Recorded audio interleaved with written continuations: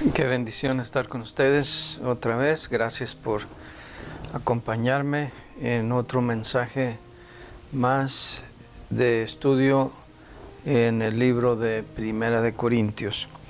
Quiero predicarles hoy el mensaje número 9 de la serie 3, titulado El Templo del Espíritu Santo. Y este está basado en Primera de Corintios 6, versículos 19 y 20, y como acostumbramos, vamos a leer el pasaje primeramente y luego pediremos la bendición de Dios.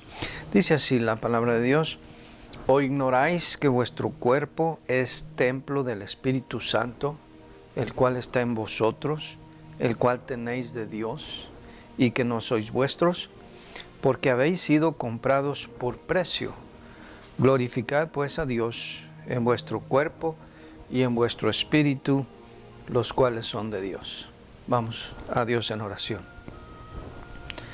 Dios, te damos gracias por darnos la libertad y la bendición de poder echar un vistazo a tu palabra en nuestro idioma, sabiendo que tu palabra es viva y eficaz y que nos ha sido entregada por inspiración del Espíritu Santo.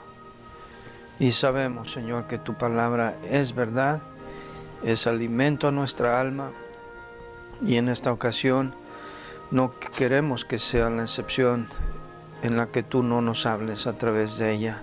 Señor, guía nuestros pensamientos y nuestros corazones, no solamente a ser oidores, sino hacedores de tu palabra. En el nombre de Cristo. Amén.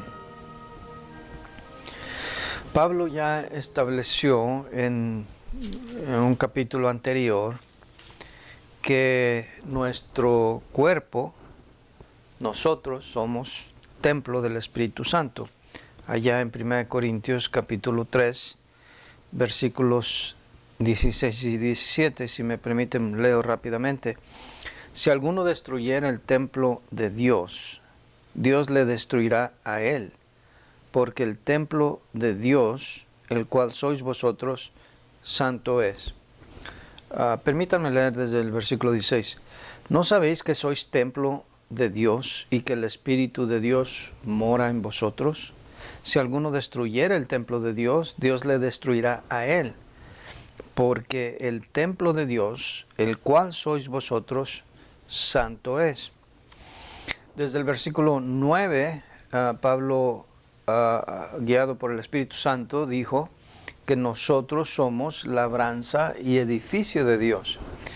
Pero más que un edificio cualquiera, no es un edificio común y corriente, sino templo del Espíritu Santo, el cual, según el versículo 17 ahí, es santo.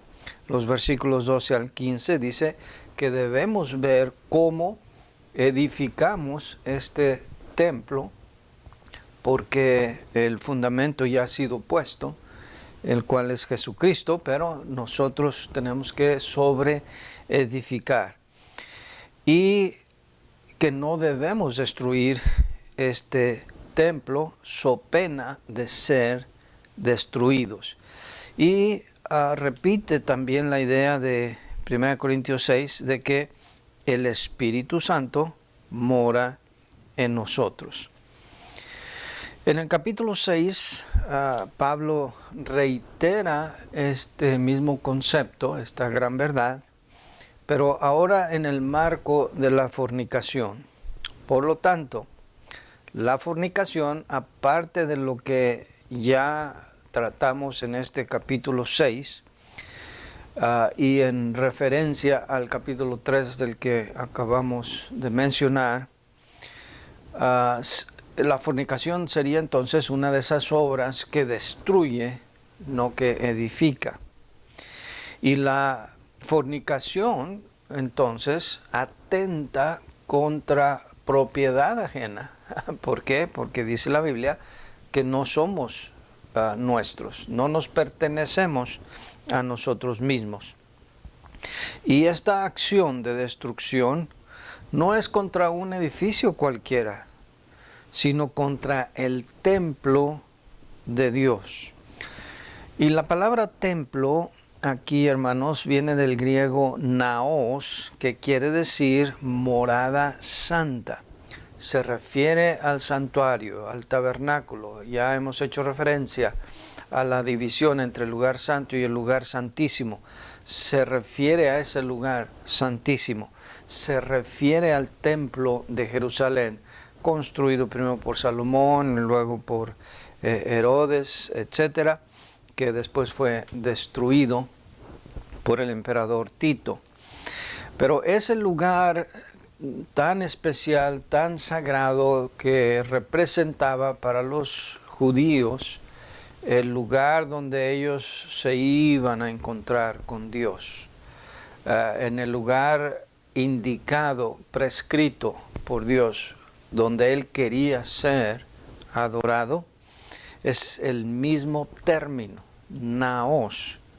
Y entonces mire la gran importancia, la gran relevancia de esta declaración de Pablo, que ahora nosotros somos el templo de Dios, el templo del Espíritu Santo. El templo de Israel, solo para que contrastemos y logremos aquilatar la importancia de este término. El templo de Israel, desde el siglo XVII, vino a ser ocupado por los musulmanes. Y todavía en la ciudad de Jerusalén se yergue la famosa mezquita de Omar. Ahora nosotros sabemos que se va a reanudar el sacrificio durante la tribulación, y para que se reanude el sacrificio, el templo necesita volverse a construir. Pero no se va a construir mientras exista la mezquita de Omar allí. Lo único que tienen los judíos como residuo, como resto del templo magnífico de Herodes, que quedó después de la destrucción de Tito, es solamente un pequeño muro.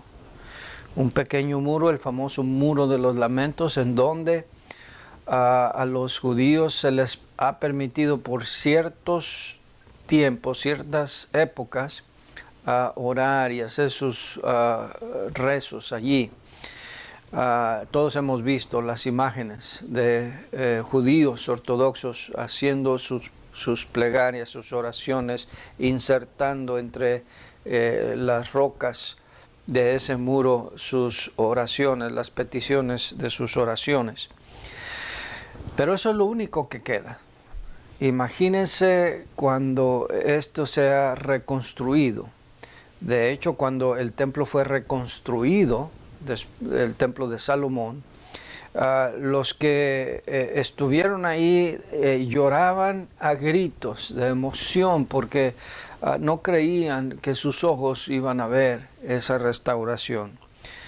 Bueno, así de importante es nuestro cuerpo, nosotros mismos, como templo del Espíritu Santo. Ahora, ¿cuándo se convierte el cristiano en templo del Espíritu Santo? Bueno, esto ocurre en la conversión, cuando uno recibe el Espíritu Santo, y hay varias evidencias de esto aquí en la palabra de Dios. En Hechos 19:2 dice ahí la Biblia: les dijo, ¿recibisteis el Espíritu Santo cuando creísteis? Ellos le dijeron, ni siquiera hemos oído si hay Espíritu Santo. Y hay que entender que el libro de los Hechos es un libro de transición.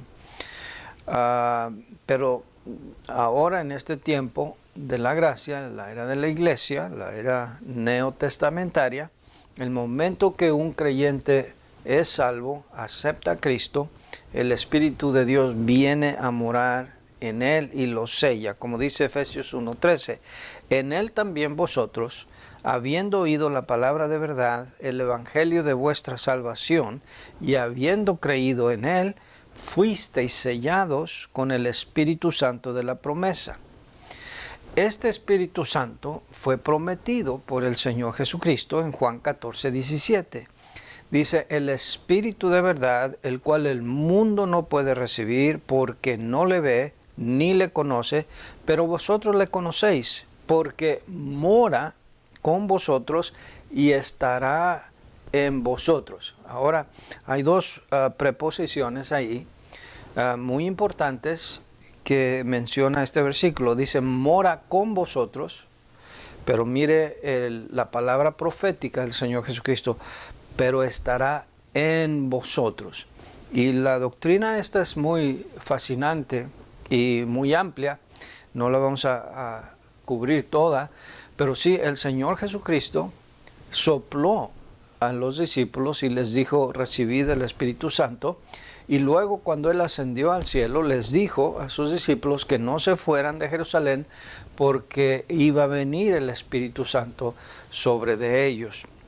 Y luego tenemos a Pedro predicando en Hechos capítulo 2, y cuando desciende el Espíritu Santo de acuerdo a la profecía de Joel, y viene el advenimiento del Espíritu Santo. De ahí en adelante todo creyente, al creer en Cristo, recibe el Espíritu Santo. Entonces ahora somos morada del Espíritu Santo, somos el templo, y por lo tanto es una morada santa y debe de tratarse y dirigirse a ella, a esta morada santa que somos nosotros, el cuerpo del cristiano, con esa reverencia y ese respeto, así como en los tiempos de los judíos, cuando tenían su templo, lo respetaban, reverenciaban y veneraban. Entonces, de esa manera, y esa es la comparación, la analogía que el Señor Jesucristo quiso plasmar en esta porción de la Escritura para que entendamos la trascendencia y la importancia de que ahora como cristianos tenemos el Espíritu Santo morando en nosotros. Ahora, vamos a hablar de eso precisamente. La doctrina del Espíritu Santo ha cambiado, o no es en ese sentido a lo que me refiero, sino que ha evolucionado. En el Antiguo Testamento vemos que el Espíritu Santo vino y se posó sobre ciertos individuos para ciertas tareas, pero no venía a morar permanentemente en el creyente. La doctrina de la seguridad de la salvación es doctrina del Nuevo Testamento. ¿Por qué? Porque en el Nuevo Testamento el Espíritu Santo sella al creyente para el día de la redención. Efesios 4:30 dice, y no contristéis al Espíritu Santo de Dios, con el cual fuisteis sellados para el día de la redención. Entonces, ya que esta es doctrina del sello del Espíritu Santo que viene a morar en el creyente, es doctrina del Nuevo Testamento, entonces es incongruente hablar de personajes del Antiguo Testamento como Saúl, como Sansón, como David mismo, y especular si fueron salvos o no fueron salvos. No podemos evaluar eso de esa manera, porque el Espíritu Santo, así como vino en Saúl y profetizó a tal punto que la gente decía que Saúl estaba entre los profetas, sin embargo después vemos cómo el Espíritu de Dios se alejó de él, a tal punto que llamaron a David para que tocando con el arpa trajera alivio a su espíritu. El Espíritu de Dios lo había abandonado. El Espíritu de Dios abandonó también a Sansón por su desobediencia. Entonces, esta es doctrina del Nuevo Testamento. Y la palabra clave aquí es en.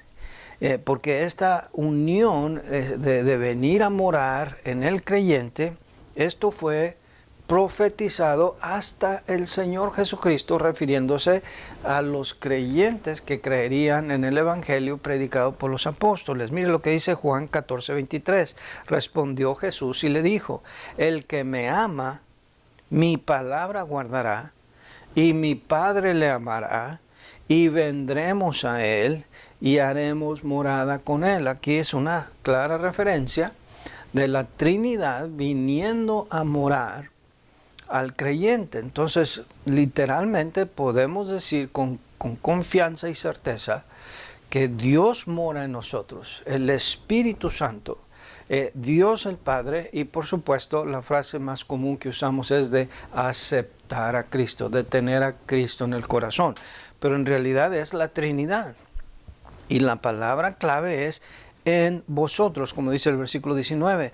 ¿O ignoráis que vuestro cuerpo es templo del Espíritu Santo, el cual está en vosotros? Tal como Cristo lo profetizó, el cual está con vosotros, pero estará en vosotros.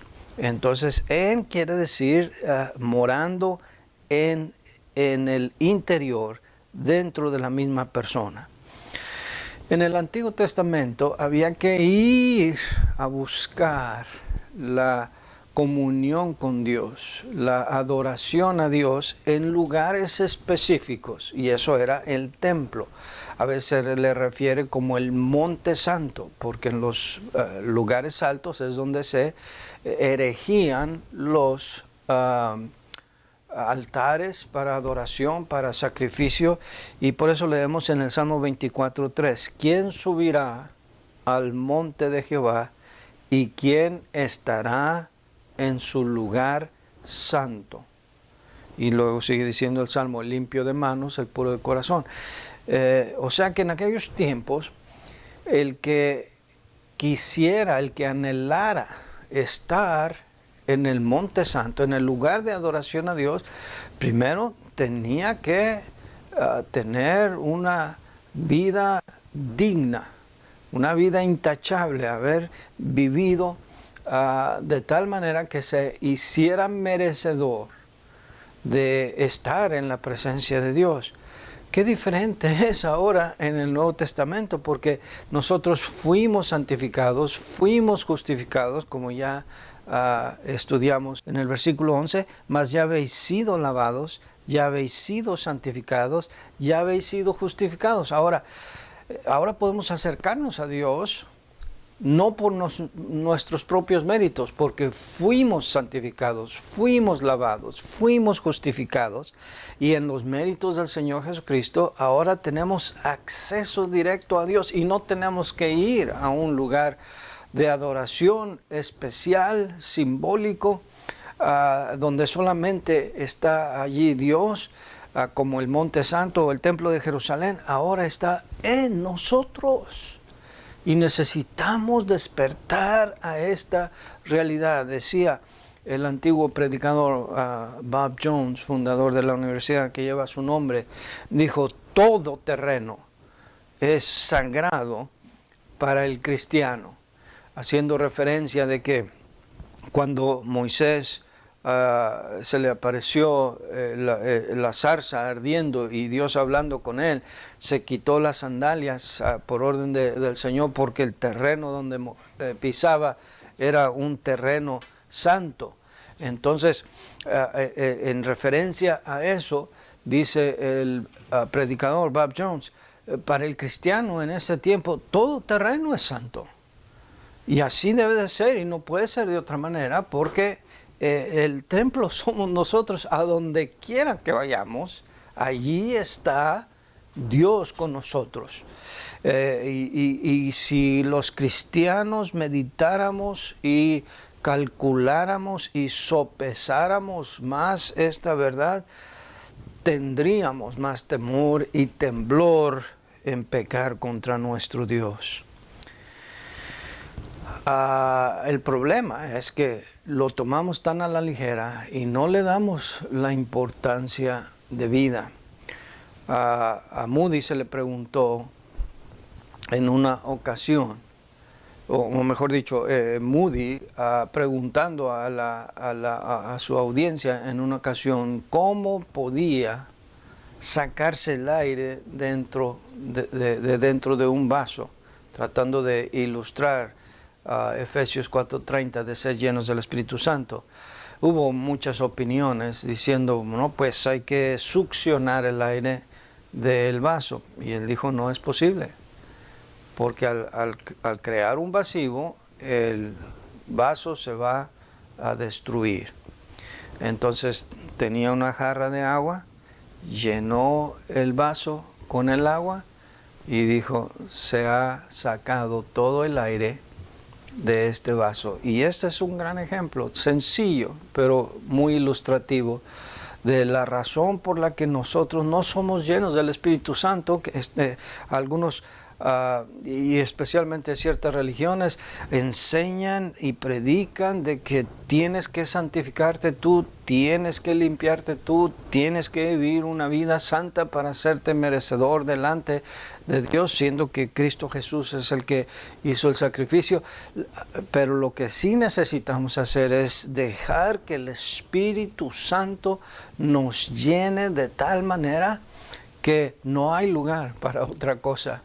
Como dice en Gálatas, algunos traducen ahí, sed llenos del Espíritu Santo y no satisfaceréis o no satisfaréis los deseos de la carne. Aunque ahí se traduce y no satisfagáis, y entonces ahí aparece como una lucha. Y ese es lo típico de todo cristiano, una lucha en donde por eso muchas veces caemos. Ahora el último punto dice aquí, y que no sois vuestros. Estoy siguiendo los pasos, el bosquejo marcado, natural en estos dos versículos 19 y 20 de 1 Corintios 6.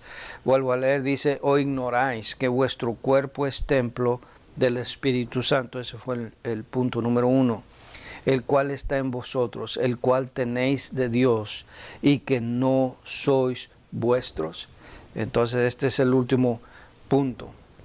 No somos nuestros, no nos pertenecemos a nosotros mismos. ¿Por qué? Bueno, primero porque dice aquí en el versículo 19 que el Espíritu Santo está en vosotros, el cual tenéis de Dios. Entonces es propiedad de Dios. Dios lo dio como Él quiso y Él escogió dárnoslo al momento de creer. De modo que el cristiano no se pertenece a sí mismo. El cristiano ha sido comprado por precio, y repite ahí, y que no sois vuestros. Más atrás volvemos a leer en 1 Corintios 3, 16, dice, ¿no sabéis que sois templo de Dios y que el Espíritu de Dios mora en vosotros? Y Pedro lo confirma en 1 Pedro 1, 18 y 19, dice, sabiendo que fuisteis rescatados de vuestra vana manera de vivir, la cual recibisteis de vuestros padres, no con cosas corruptibles como oro o plata, sino con la sangre preciosa de Cristo, como de un cordero sin mancha y sin contaminación. De modo que la única manera de tratar este templo, que no es nuestro, porque no nos pertenece, le pertenece a Dios, la única manera es haciendo lo que dice el versículo 20, dice, porque habéis sido comprados por precio, glorificad pues a Dios en vuestro cuerpo y en vuestro espíritu, los cuales son de Dios. Entonces no es nuestra prerrogativa, no tenemos el derecho como cristianos de decir, me voy a casar con tal persona, voy a seguir tal carrera, me quiero ir a vivir a tal lugar, voy a pasar mi tiempo, voy a invertir mis talentos, mi dinero, mis posesiones de tal o cual manera. Mi responsabilidad como cristiano es honrar y glorificar al Señor en mi cuerpo y en mi espíritu, los cuales son de Dios. Así que todos aquellos que dicen, bueno, es mi cuerpo, o esta teoría de las mujeres que creen que tienen el derecho de cegar la vida de una criatura que llevan en su vientre con la excusa de que es mi cuerpo. Bueno, en el caso de un cristiano no es tu cuerpo. Y claro, en el caso de alguien que no es cristiano tampoco. El cuerpo es prestado por Dios. Y nuestra responsabilidad es honrar a Dios, no contaminarlo, no marcarlo con tatuajes, no dejar que entre en este templo sagrado. No, gloria al Señor, no tenemos que esperar hasta el milenio, cuando el templo de Jerusalén sea reconstruido otra vez y se permita la adoración ahí, porque ya nuestro cuerpo es templo del Espíritu Santo ahora en nuestra edad, en esta época. Un día se encontró un policía a un hombre llamado Billy, con los ojos cerrados, murmurando algo frente a una casita, un pequeño edificio, un edificio viejo. Este policía pensó que este hombre quizás estaba drogado, ebrio, o estaba tramando algo. Así que se acercó calladamente para tratar de escuchar a ver qué es lo que murmuraba entre labios este hombre.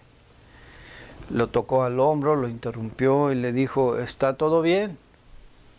Y Billy, cuyo apellido era Sunday, el famoso predicador Billy Sunday, le dice al policía, oh, todo bien, oficial.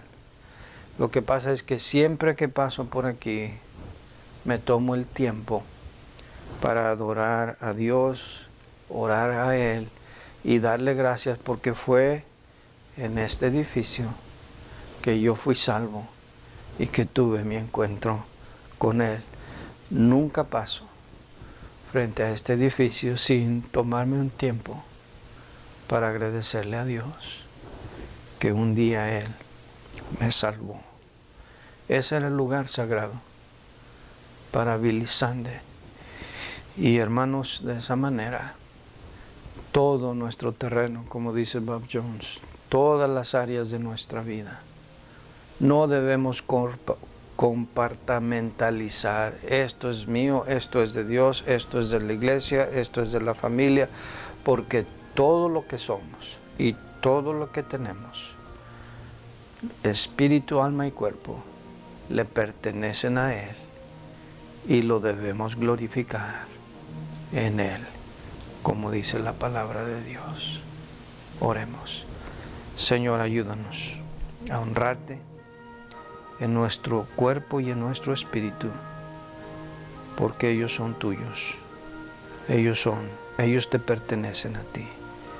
Ayúdanos, Señor, a estar consciente diariamente que no tenemos que ir a un lugar especial como los musulmanes y le dan vueltas a la Kaaba. Ese es uno de los requisitos en su religión, hacer esa peregrinación a la Meca una vez en la vida para merecer el paraíso. Qué bendición, Señor, que nosotros no tenemos que hacer ninguna peregrinación, porque tú estás con nosotros y, más importante, estás en nosotros. Gracias, Señor, por este regalo inmerecido. En el nombre de Cristo. Amén. Si usted no es salvo, pues no puede decir que el Espíritu Santo mora en usted, pero puede hacerlo. Si recibe a Cristo Jesús como su Salvador, le pide perdón por sus pecados, tendrá la promesa de Cristo. Vendremos a Él y haremos morada con Él.